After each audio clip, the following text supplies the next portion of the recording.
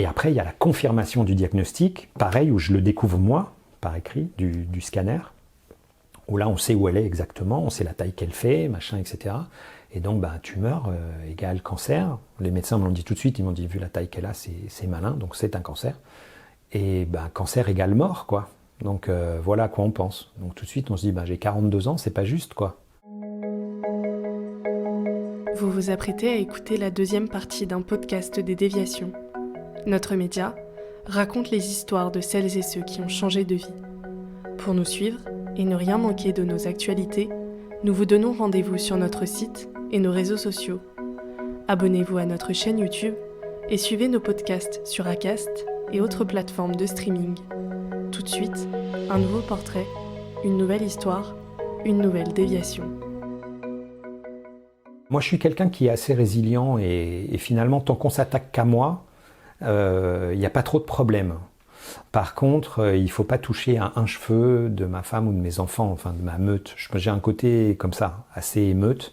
Et c'est vrai que ça m'est déjà arrivé dans de très rares occasions, mais par exemple, quelqu'un dans la rue qui t'insulte ou qui t'envoie une vanne ou quelque chose, moi, ça m'atteint assez peu.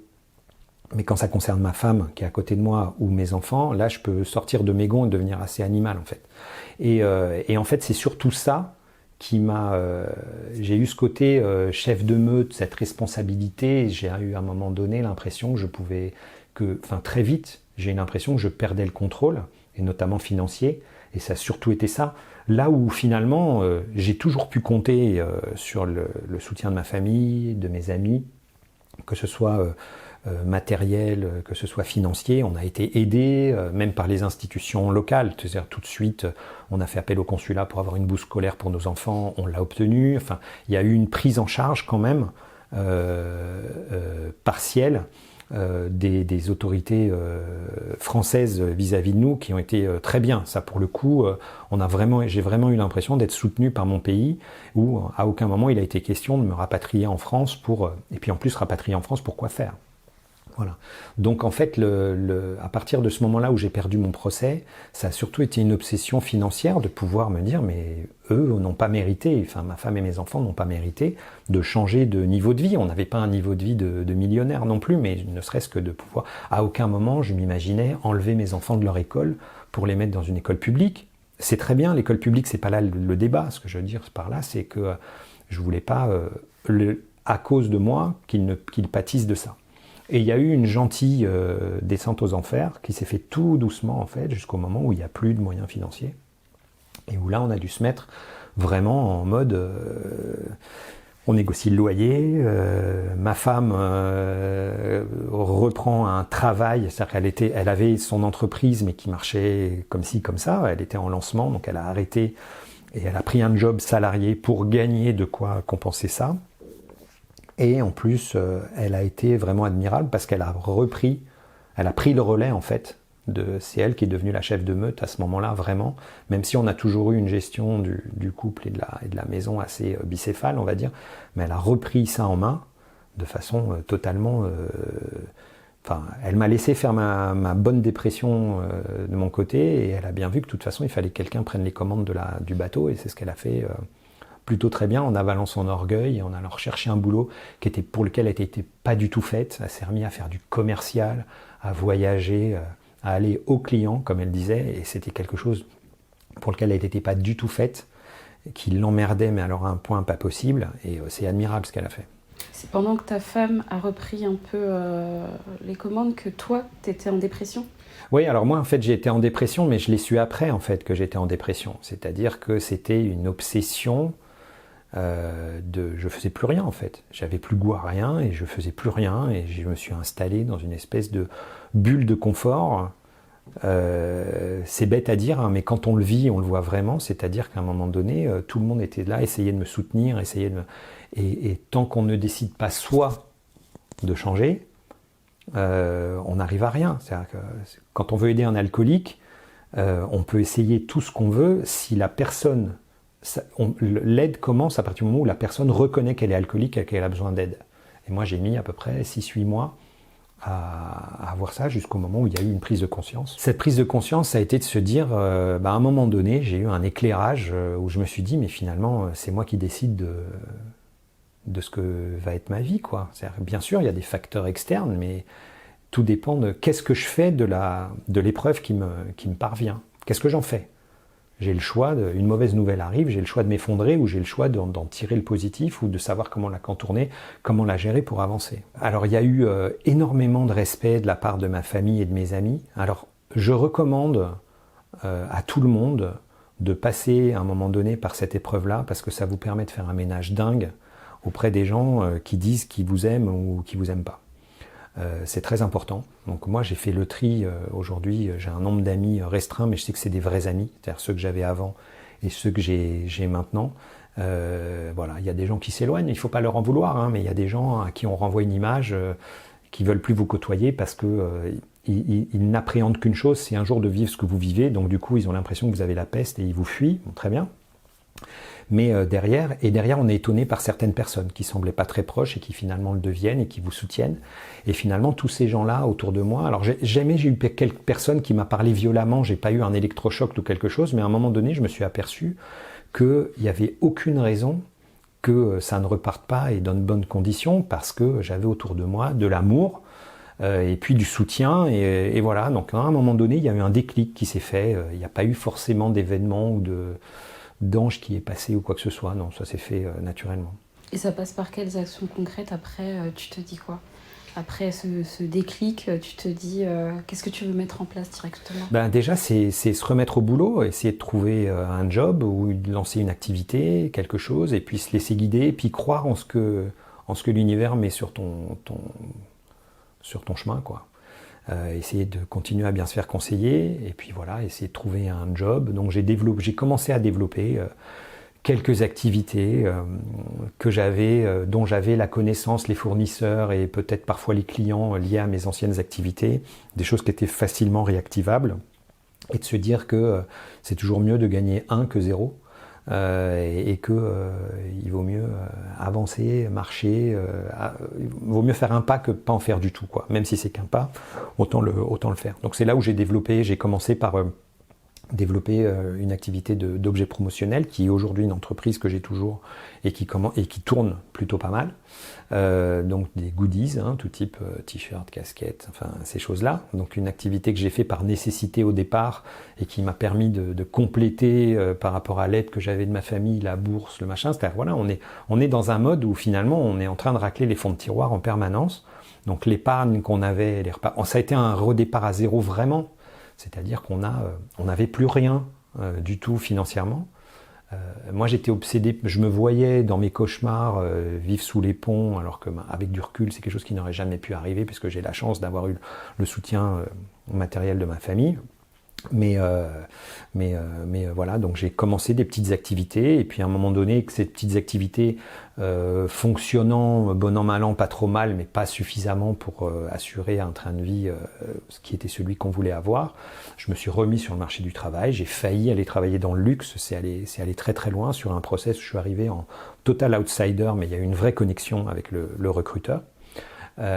Et au final, ça s'est pas fait. C'est allé en finale. Je suis allé à la maison mère. C'était pour une très grosse maison de très haute horlogerie, très réputée, pour être le directeur communication et le futur patron de la filiale.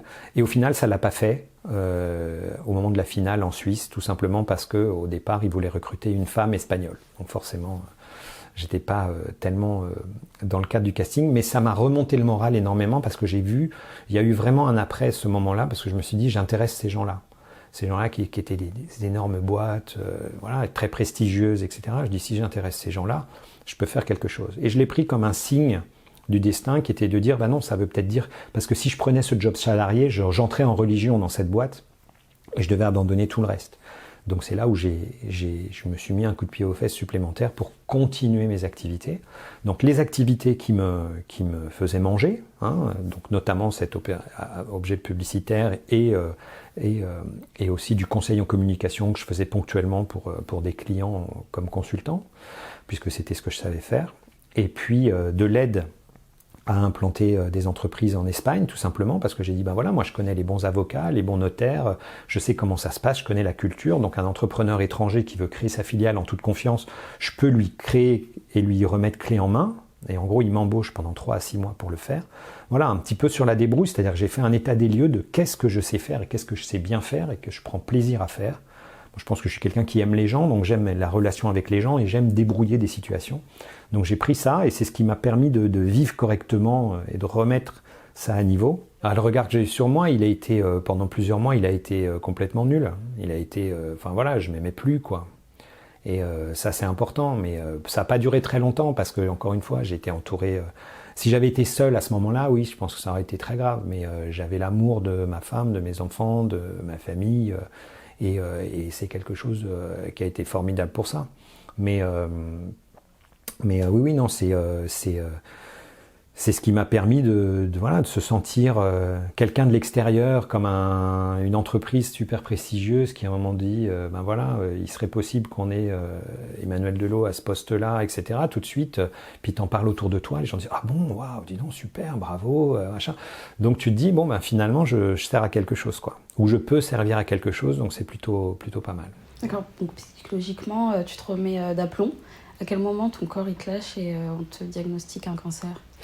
Alors en fait, à aucun moment j'ai eu l'impression que mon corps m'a lâché. Ce qui s'est plutôt passé, c'est qu'un jour, je me sens un peu barbouillé, j'ai une espèce de gêne, quelque chose comme ça, mais j'ai pas de douleur, j'ai pas de symptômes particuliers. Et puis je me dis, bon ben j'ai 42 ans, ben c'est peut-être bien de commencer à faire un check-up, voilà. Donc je vais voir, comme c'était plutôt dans la zone gastrique, je vais voir un gastro-entérologue qui regarde et qui me fait une échographie et qui trouve une masse importante. On croyait que c'était dans le côlon au départ, et en fait non, c'était le rein droit. Et j'avais une tumeur de la taille d'un pamplemousse sur mon rein droit.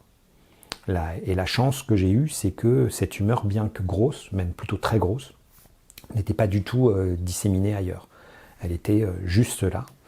Et j'ai eu, grâce à des amis d'amis, accès à des urologues magnifiques à Barcelone, enfin, on va dire les meilleurs dans la spécialité, parce que en fait, mon diagnostic m'a été donné le 31 juillet 2006, au moment où tu es à l'hôpital, tu sors de ton scanner, on te donne c'est même pas un médecin qui te l'apprend, hein, tu lis toi-même le compte-rendu et on te dit, il y a une tumeur. Elle était stade, pas stade morbide, si tu veux, elle était au stade avancé juste avant de commencer à être grave, vraiment très grave. C'est-à-dire qu'elle était juste localisée, elle était grosse et impressionnante, mais elle était juste localisée à cet endroit-là. Et donc je me retrouve le 31 juillet où on me dit, mais monsieur, vous ne pourrez pas voir de médecin avant septembre ou octobre, parce que là, tout le monde part en vacances, quoi. Et toi, tu es juste là, tu dis, mais attendez, je fais quoi ? Voilà. Donc j'ai réussi à avoir un rendez-vous le jour même avec des urologues, par des amis d'amis, et ils m'ont dit, écoute, pars tranquille en vacances, façon de parler, puisque le mois d'août a été un peu... Enfin voilà, quand tu sais que tu as quelque chose, une vraie épée de Damoclès au-dessus de la tête, bon, les vacances ne sont pas les mêmes. Et le 1er septembre 2006, j'ai été opéré, et donc on m'a enlevé, la tumeur était trop grosse pour garder le rein, donc on m'a enlevé le rein droit. Donc je n'ai plus qu'un seul rein, le rein gauche, mais qui se porte à merveille, qui a pris la taille des 2 reins maintenant, et qui fonctionne aussi bien que si j'avais 2 reins. On peut vivre centenaire avec un rein, il n'y a aucun problème, c'est la magie du corps humain. Et donc voilà, donc j'ai pas eu, en fait... J'ai eu cette épreuve qui a été un genou posé à terre, mais dans mon malheur, j'ai eu beaucoup de chance parce que je n'ai pas eu de traitement, j'ai pas eu de chimio, je suis resté 3 jours à l'hôpital, j'ai eu 15 jours de convalescence chez moi, mais je suis resté 3 jours à l'hôpital, et quand je suis parti, j'ai dit, est-ce que j'ai un traitement ? On m'a dit, tu prends du paracétamol si tu as mal à ta cicatrice. Mais j'ai pas eu de chimio, j'ai pas eu l'impression, j'ai été mutilé, puisqu'on m'a enlevé un organe, mais je n'ai pas été affaibli physiquement, et je n'ai pas eu, contrairement à beaucoup de malades de cancer, je n'ai pas eu c'est rentré dans les traitements, les effets de la chimio et toutes ces choses-là, ça je l'ai pas connu. Mais il y a eu quand même un avant et un après où je me suis dit, il faut se reprendre en main. Ce qui était très déstabilisant, c'est que c'est arrivé à un moment où tout commençait à aller bien. Bah oui, donc qu'est-ce que tu t'es dit en fait quand tu as eu cette nouvelle-là ? Je vois le papier en fait, c'est-à-dire que je vois le papier, on me dit il y a eu en 2 coups en fait, c'est-à-dire que je suis dans la salle d'attente de ma gastro-entérologue avec le résultat de l'échographie, et on me dit il y a une masse machin, enfin, c'était expliqué techniquement de façon, je le sais après, qu'en gros, on ne peut pas penser que ce ne soit pas une tumeur, d'accord ? Donc je sais que j'ai une tumeur, Et après, il y a la confirmation du diagnostic, pareil, où je le découvre moi, par écrit, du scanner, où là, on sait où elle est exactement, on sait la taille qu'elle fait, machin, etc. Et donc, tumeur égale cancer. Les médecins me l'ont dit tout de suite, ils m'ont dit, vu la taille qu'elle a, c'est malin, donc c'est un cancer. Et cancer égale mort, quoi. Donc, voilà à quoi on pense. Donc, tout de suite, on se dit, j'ai 42 ans, c'est pas juste, quoi. Et en fait, j'ai eu ce côté pas juste, et ça a pratiquement été immédiatement un réflexe. Et c'est là où je me suis aperçu que tout dépend de la réaction qu'on a par rapport à ça. J'avais autour de moi des gens qui me soutenaient, et je voyais dans les yeux de ma femme, dans les yeux de mes enfants, on leur a dit que j'allais me faire opérer, que machin, ils n'ont su qu'après, ils étaient encore assez jeunes, donc on ne voulait pas non plus les traumatiser avec ça, même si ça a eu un impact sur eux. Mais je savais que tout le monde me soutenait, tout le monde me souriait, etc. Mais je sais que ma femme s'est vue veuve, que ma mère, pour qui je suis son adoration, parce que je suis son fils unique, voyait perdre son fils, son machin, etc. Et c'est là où je me suis dit, je ne peux pas leur faire ça. Voilà. J'ai un rapport à la mort qui est... moi je veux mourir en bonne santé, c'est-à-dire je veux vivre très vieux, et je vivrai très vieux, très certainement, mais je me vois, pour moi la mort c'est partir de ce monde, mais en ayant laissé les choses propres et que les gens qui reprennent derrière le prennent dans de bonnes conditions. Donc c'était pas juste que ça arrive à ce moment-là. Voilà. Et surtout que c'était arrivé par des causes où il y avait énormément de facteurs extérieurs. J'en ai voulu à énormément de gens à ce moment-là. Vous imaginez à qui ? Je leur en veux toujours. Mais j'ai appris à... Voilà. Donc ça a été ça ma réaction en fait. Mais c'est clair qu'on vous dit que vous avez un cancer, vous pensez à la mort immédiatement. Et en fait, on me diagnostique mon cancer, enfin ma tumeur, parce que cancer c'est un bien gros mot. En fait, j'ai l'impression d'avoir un gros bouton qu'on m'a enlevé. Et encore une fois, j'ai pas eu tout ce qui va avec, quoi. Et ça, c'est quand même, je pense, c'est le gros avantage aussi, c'est-à-dire que j'ai pas été, mon corps n'a pas été pollué par ces produits qui sont finalement nocifs, qui tuent la tumeur, mais qui tuent le reste aussi. Et donc, j'ai mon diagnostic, je pars en vacances, donc on part à Majorque, aux Baléares. Et puis l'été a été un peu compliqué, quoi, parce que les nuits sont agitées. Et c'est là où j'ai commencé sur YouTube, je sais pas pourquoi, je sais pas si c'est l'univers qui m'a envoyé ça ou je sais pas quoi, mais des vidéos sur certains thèmes. Et puis j'ai un ami à l'époque à qui je dis, qui prend de mes nouvelles, je me souviens par WhatsApp. Et je dis, voilà, on m'a diagnostiqué ça, on m'opère le 1er septembre, mais bon, voilà ce qui se passe, etc., machin. Et il me conseille un livre, qui est un livre de développement personnel, qui est le premier que j'ai lu, qui s'appelle La Clé, qui parle de loi d'attraction, en fait. Qui parle qu'en gros, on attire ce qu'on émet, et j'avais jamais été confronté à ça. Alors aujourd'hui, on en parle énormément, de la loi d'attraction et tout ça, mais j'ai découvert ça, et puis en lisant le livre, je pouvais pas m'empêcher de faire des parallèles avec ce qui m'arrivait. Et je me suis dit, mais en fait, ce que j'ai eu, je l'ai attiré, le bon et le mauvais, et je m'apercevais après, basé sur des exemples concrets de ce qui se passait dans ma vie, que telle ou telle chose qui m'était arrivée de façon logique, puisque avant j'avais fait ça, ou j'avais réagi comme ci, comme ça. Voilà. Et de fil en aiguille, je m'y suis intéressé de plus en plus, donc j'ai commencé à écouter des audios, et puis j'ai commencé à m'intéresser à d'autres livres, mais toujours en essayant de ne pas rentrer dans un mode gourou, quoi. C'est-à-dire qu'il y en a certains où on pourrait prendre telle ou telle personne pour son gourou. Moi je dis toujours, faites-vous votre propre recette magique, allez prendre un petit peu d'un tel, un petit peu d'un tel, un petit peu d'un tel, mais faites-vous aussi votre propre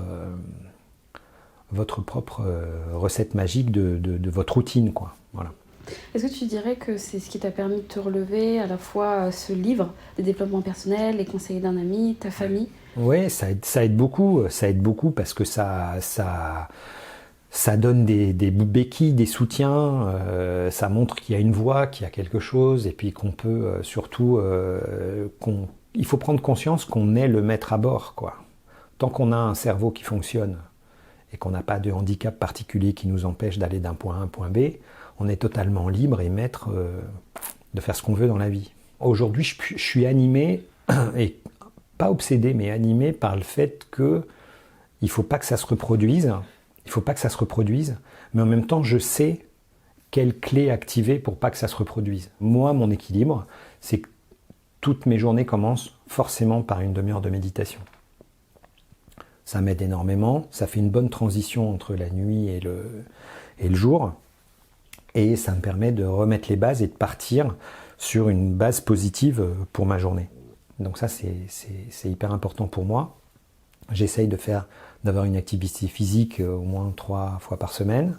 Voilà, et puis j'essaye de manger sainement, faire attention, et puis surtout être à l'écoute de mon corps et de mon esprit, quoi, tout simplement. C'est vrai qu'avant, j'avais un peu l'impression que je pouvais...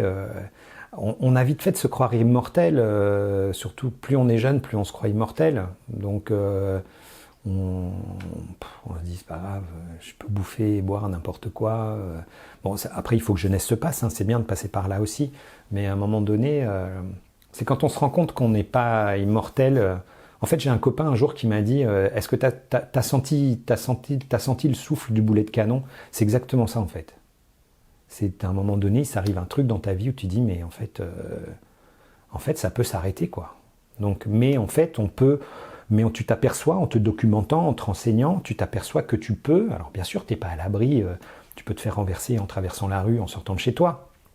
T'es pas à l'abri d'eux, mais tu t'aperçois que par une hygiène de vie correcte, je parle pas de devenir un ayatollah du véganisme ou des choses comme ça, mais moi je mange correctement, mais j'aime bien je suis allé dîner au restaurant avec mon fils hier soir, on a bu une bouteille de vin à deux, bon bah voilà, on a picolé, mais on a passé une bonne soirée, mais aujourd'hui j'ai jeûné, donc je sais que je suis en train de remettre mon corps dans un état sain, mais je sais que par une vie à peu près saine, on peut réduire de pratiquement moitié les chances d'avoir une maladie grave.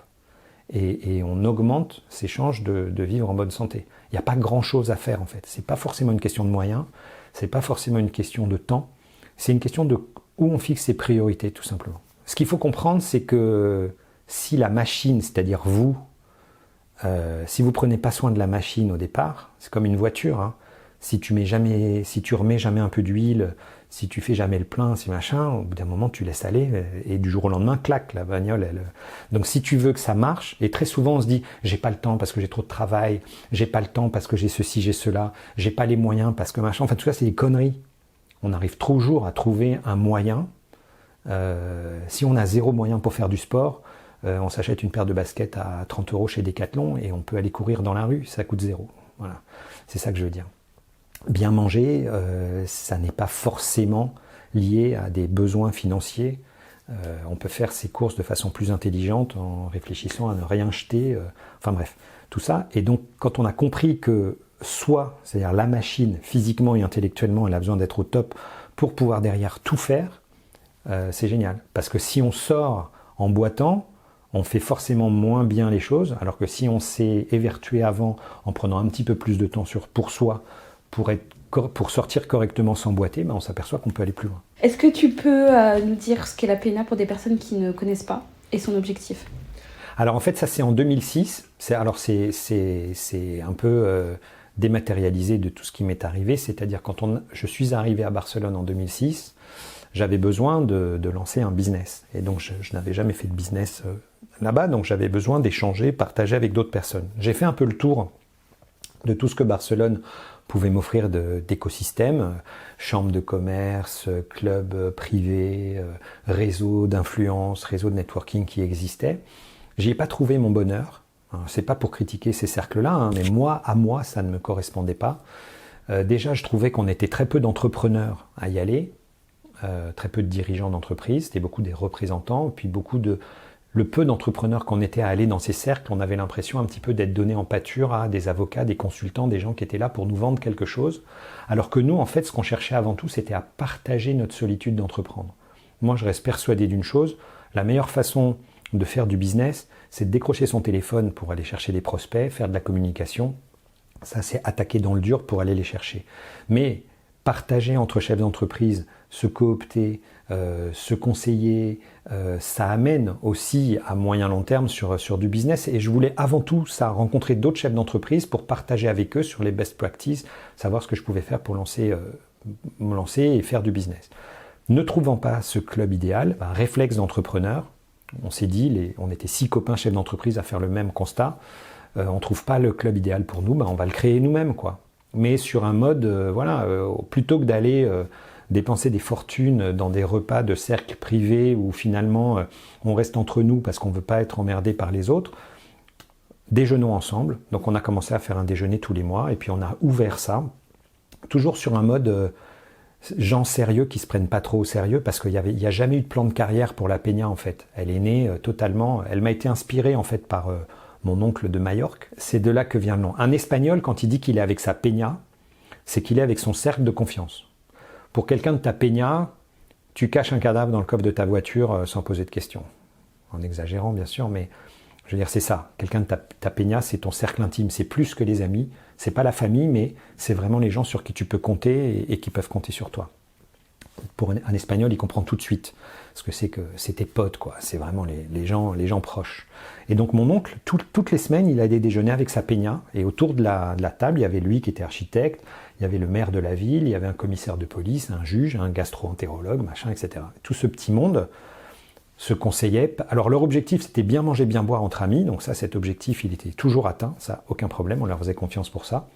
Et puis, mine de rien, quand tu es architecte, que tu as déjeuné en face du maire de la ville et que dans la discussion, tu vois qu'il va pouvoir te débrouiller un permis de construire que tu attends anormalement depuis 6 mois et c'est juste parce qu'il y a un de son équipe qui n'a pas fait son boulot, et il va te solutionner ça. Voilà, c'est à ça que ça doit servir, ce networking-là. Je te rends service, tu me rends service, on partage, je te donne un conseil parce que je t'aime bien. Et puis, le jour où j'ai besoin de ce que tu vends, je vais faire appel à toi, bien sûr. Mais on a appris à s'appréhender et à se connaître avant. Ou peut-être même que pour X raisons, je ne vais jamais avoir besoin de ce que tu vends, mais dans mon entourage, j'ai des gens qui sont intéressés pour ce que tu vends et juste parce qu'on est amis, je vais te les présenter pour que tu puisses faire du business avec eux.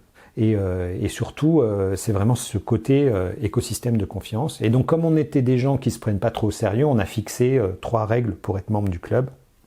Être le numéro 1 de sa boîte ou un des associés, ça c'est le plus important.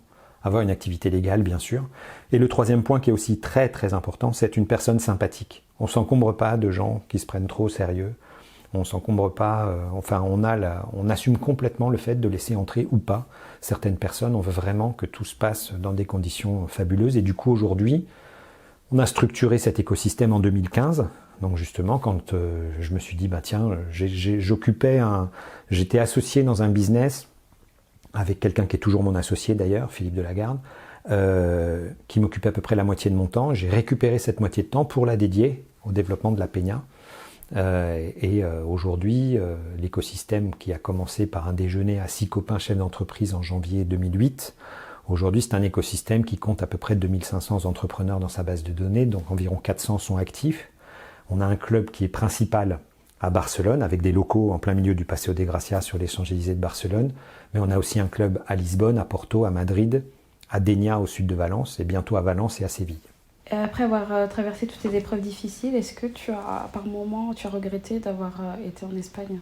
Donc je dirais qu'en analysant froidement la situation, je me suis posé la question à plusieurs reprises. C'est vrai que dans les moments de doute, on se dit mais finalement, est-ce que ça a servi à quelque chose de déraciner ma famille, partir ? Et si on était resté à Paris, qu'est-ce qui serait passé ? Je pense que tout ce que j'ai eu l'opportunité de faire, et notamment le développement de la Peña, qui finalement est quelque chose qui, à la base, n'était pas planifié, n'a jamais été créé pour être un business, c'est quelque chose que, aujourd'hui, qui prend beaucoup de place dans ma vie, finalement. Et tout ça, qui aujourd'hui est un écosystème de référence, je ne l'aurais certainement pas créé en étant à Paris, parce que j'aurais eu accès à toutes ces choses-là, et j'aurais certainement, ou peut-être pas, monter ma boîte si j'étais resté à Paris. Voilà. Donc je regrette absolument pas, au contraire, je pense qu'aujourd'hui, ce que j'ai réussi à construire, et ce qu'on a réussi à construire avec ma femme aussi, puisqu'elle travaille très étroitement avec moi, on est un peu une dream team, et sans elle, je pourrais pas développer comme je le développe aujourd'hui. Et d'ailleurs, aujourd'hui, on le développe également en France, puisque les Forces françaises de l'industrie, c'est l'écosystème qu'on a créé avec Gilles Attaf et Laurent Moisson en France, qui est issu, moi j'ai apporté ces 15 années d'expérience acquises un peu par défaut, cette espèce d'expertise métier que j'ai su avoir dans le développement de cercles d'influence. Alors depuis cet été, la Peña et les Forces françaises de l'industrie ont fusionné, donc les deux écosystèmes se sont rapprochés. Ça s'appelle Forces françaises de l'industrie en France, on est dans 10 villes de France, donc c'est un club d'entrepreneurs et d'investisseurs sympathisants du Made in France. Donc en France, on est vraiment axé sur ces problématiques-là, puisque c'est un club d'entrepreneurs créé par des entrepreneurs et développé par des entrepreneurs, donc on veut à chaque fois créer des choses qui ont de la valeur ajoutée, sinon ça ne sert à rien de les créer. Donc on a vu que le sujet à prendre à bras-le-corps en France, c'était la réindustrialisation, c'était la sauvegarde des savoir-faire français et pouvoir animer un écosystème d'entrepreneurs et d'investisseurs sympathisants du Made in France pour les aider à produire en France. Hors de France, et plutôt en Espagne, zone ibérique, ça s'appelle la Peña, c'est exactement le même état d'esprit, c'est plus pluridisciplinaire, c'est pas que orienté à industrie, même si on a une majorité de l'écosystème, 80% des membres de la Peña sont francophones, 100% sont francophiles, c'est-à-dire que les Espagnols qu'on a en Espagne, les Portugais qu'on a au Portugal, etc., sont des gens qui sont proches de la communauté française et qui, en général, parlent la langue ou sont biculturels, etc. Et donc ces gens-là aiment aussi avoir cette cohésion. Donc là, on a des demandes pour ouvrir des antennes soit FFI, soit Peña, dans d'autres pays, notamment en Afrique, en Angleterre, ou même en fait partout où on a une diaspora d'entrepreneurs français francophones, on a une raison d'être et une raison d'exister parce qu'on est assez bon là-dedans et on les connecte partout où on ouvre dans une nouvelle ville, on connecte l'écosystème instantanément à tout l'écosystème qui aujourd'hui s'étend sur 3 pays et sur 15 villes.